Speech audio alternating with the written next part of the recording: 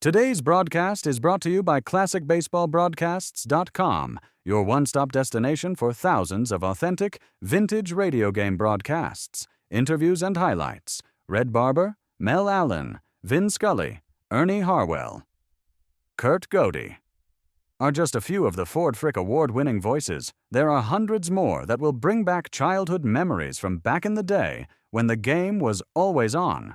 From the crack of the bat to the roar of the crowd, relive the moments that made Baseball America's favorite pastime. Get started for free and step back in time listening to baseball's greatest moments.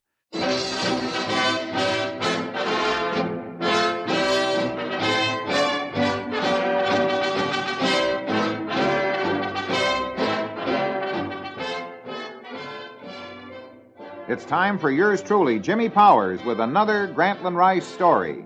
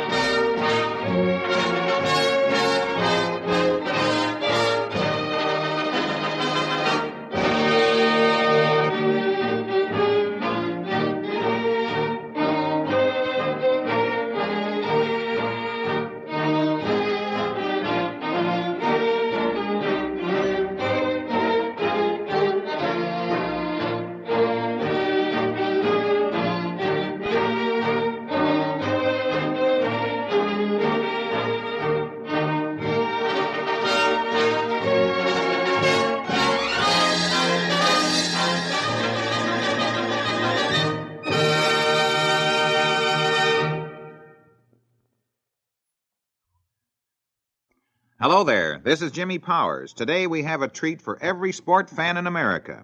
Not only are we bringing you another exciting chapter of the Grantland Rice story, we're giving you Grantland Rice himself.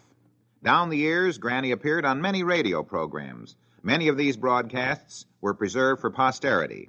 It is from this collection that we bring you the voice of that late and beloved dean of sports writers, Grantland Rice. This is Granny Rice. Not so fast, Granny. First, let me tell the folks that the first two excerpts were spoken by you at a Notre Dame football rally, where, as your part in the proceedings, you gave tribute to your departed friend, Newt Rockney. What were those two tributes, Granny? One goes like this. Here's to old Rock, to our friend and our pal. He's still the star guy in Valhalla's corral. Wherever he is, on what star of flame, he's still got a team that is winning some game. And the other brief one, just one brief line. We rise to our feet as he hobbles by, a gentleman, unafraid. In 1937, Granny was the guest of Joe Cook, a famed Broadway star.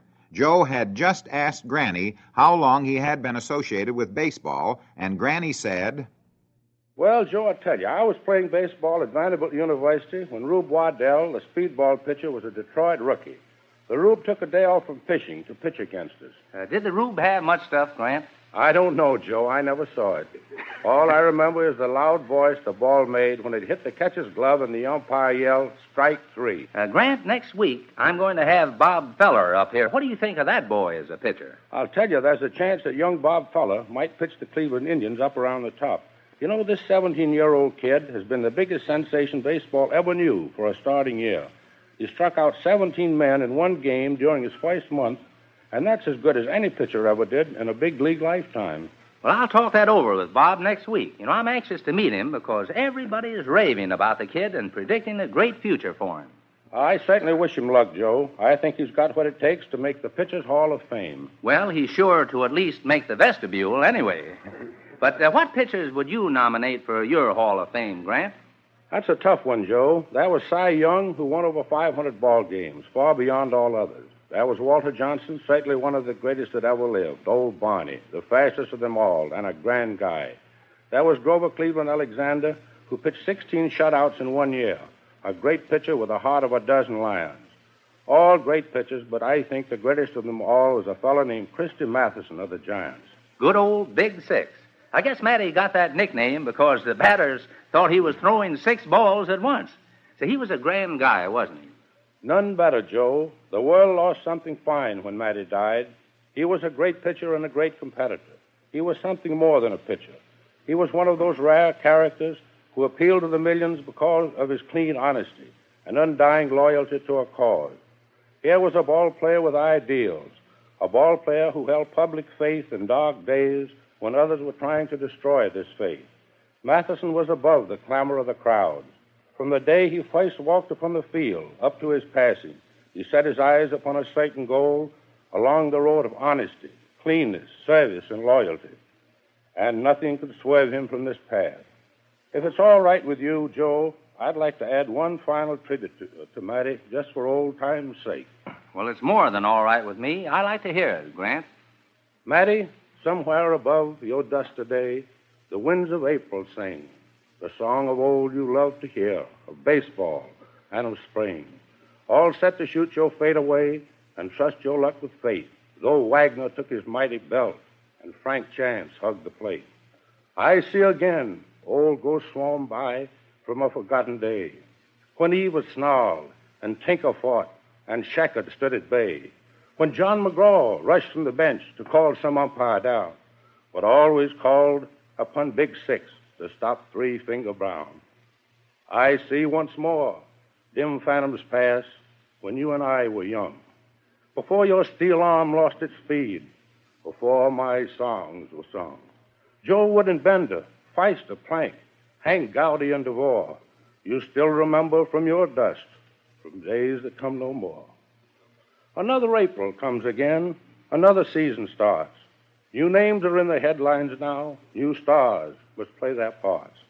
Time moves along, the cast has changed, but some remember still the Matty of a bygone day who gave the game its thrill.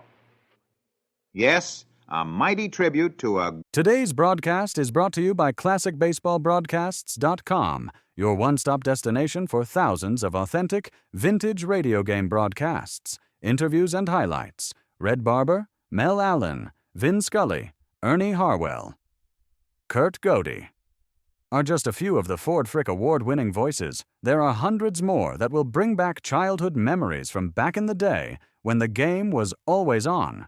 From the crack of the bat to the roar of the crowd, relive the moments that made Baseball America's favorite pastime. Get started for free and step back in time listening to baseball's greatest moments. Great by a great. During the middle 1930s, the comeback trail boasted of such greats as Jimmy Braddock, the Cinderella Man, Helen Wills, Little Miss Poker Face, Lefty Grove, and others. Granny was inspired by these mighty champions of yesterday, so much so that he sat down to his typewriter and wrote the unforgettable verse entitled The Unwhipped, which he gives us now.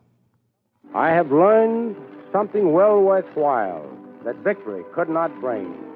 To wipe the blood from my mouth and smile, where no one can see the stain.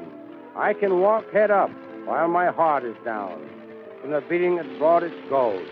And that means more than a champion's crown who is taking the easier road. I have learned something worth far more than victory brings to men. Battered and beaten, bruised and sore, I can still come back again. Crowded back in the hard, tough race, I have found that I have the heart to in the face and train for another start. Winners who wear the laurel wreath, looking for softer ways, watch for my blade as it leaves the sheath, sharpened on rougher days. Trained upon pain and punishment, I've groped my way through the night, but the flag still flies from my battle tent, and I have only begun to fight. A beautiful poem, Granny, and even more inspiring today than when you wrote it. On being interviewed one night on a network show, Granny was asked if he recalled his piece of football verse about Michigan and Yale. And here was his reply. Here's a funny thing. An old friend of mine from Michigan sent me a copy a few days ago. I'd almost forgotten about it, but it goes like this. I remember the stand at Thermopylae, the Greek god made one day. I remember the legions that Caesar used to shatter the Gallic sway. And I remember across the years the banners that crowned the test when Yale was king of the conquered East and Michigan ruled the West. At night, in my humble den, I dream of the glories that used to be, of Hannibal taking the Alpine trail, of Drake on the open sea. And then I wander the ancient ways to a dream that I love best, when Yale was king of the conquered East and Michigan ruled the West. And as your final poem on this program, Granny, how about that immortal masterpiece you wrote on Jack Dempsey? When I watch all these fellas maul amid the modern bunch, or when I watch them clinch and grab and everything but punch, my thoughts go back some 16 years, on back to Maumee Bay, when Willard crashed like some great oak upon a July day. A right smash underneath the heart, a left hook to the chin, as Dempsey came on like the safe to slug it out and win.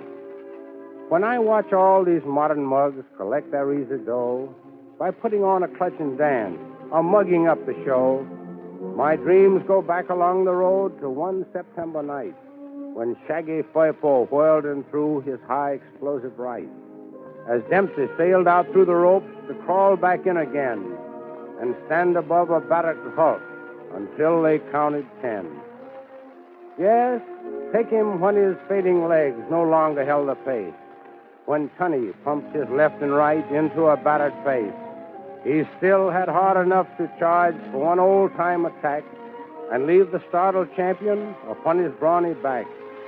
And as I watch them tug and slap, I mean these modern dopes, I see the old Manasseh ghost gliding across the rope. I see him scowl upon his stool. I feel the crowd grow tense. I see him grip his iron fist amid the deep suspense. I hear the lull. I hear the roar. As old-time echoes live, I see him charge across the ring to take it and to give. And I'm not looking at the mugs who push around and play. I'm thinking of the fighting man who came to Maumee Bay. And that's one, or perhaps many reasons, why so many people love the writings of Granny Rice. That's why he cut through to people of all ages and creeds. Why, perhaps, he made his love of sport and his philosophy concerning sport such a vital part of the American heritage. Yes, that's why so many waited for these words. This is Granny Rice. And now this is Jimmy Powers transcribed saying, so long for now.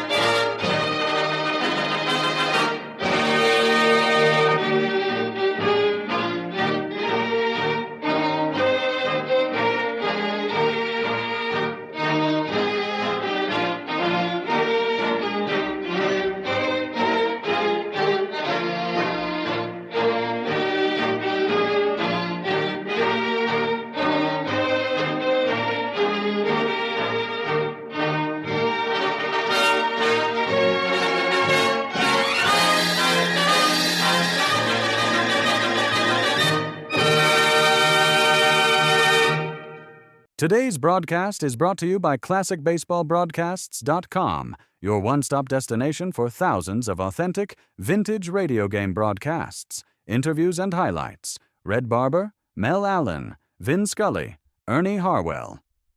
Kurt Godey are just a few of the Ford Frick Award-winning voices. There are hundreds more that will bring back childhood memories from back in the day when the game was always on. From the crack of the bat to the roar of the crowd, relive the moments that made Baseball America's favorite pastime. Get started for free and step back in time listening to baseball's greatest moments.